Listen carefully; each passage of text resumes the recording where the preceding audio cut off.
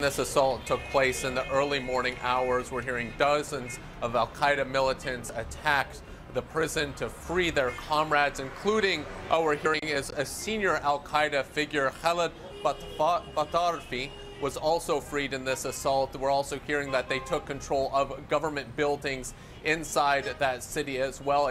They held that area until government troops were able to come, and we're told the militants fled away. But this is just showing how Al-Qaeda is growing more bold, really, as Yemen disintegrates into chaos. Al-Qaeda controls much of, or large parts of, the eastern part of the country. That is away from where a lot of the fighting is taking place between the Houthi rebels and the government-backed fighters in the western part of the country. So far, they've kept their heads down. This is one of the major attacks, but we've seen prison breaks like this before from Al-Qaeda.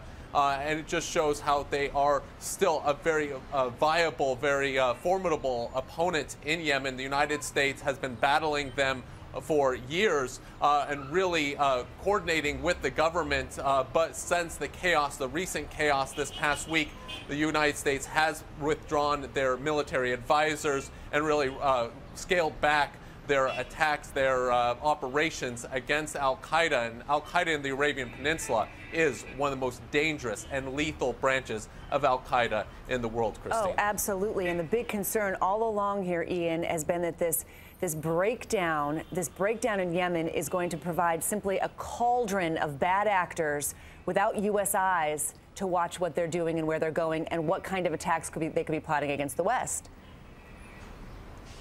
Oh, that's right. And Al-Qaeda has been keen on exploiting the chaos there right now. Really, we see these Houthi rebels taking controls of a large part. But when you look at the eastern part of the country, it's a very large part of the country where Al-Qaeda can roam and operate really without any regard to the government or to any other security forces. So they really have control over large parts of that area. So it is a great concern for Western governments, especially because they had to withdraw their forces that were operating against Al-Qaeda. They also were training government forces who were helping them conduct these operations against Al-Qaeda. All that right now has been put on hold, something that Al-Qaeda is very keen on exploiting.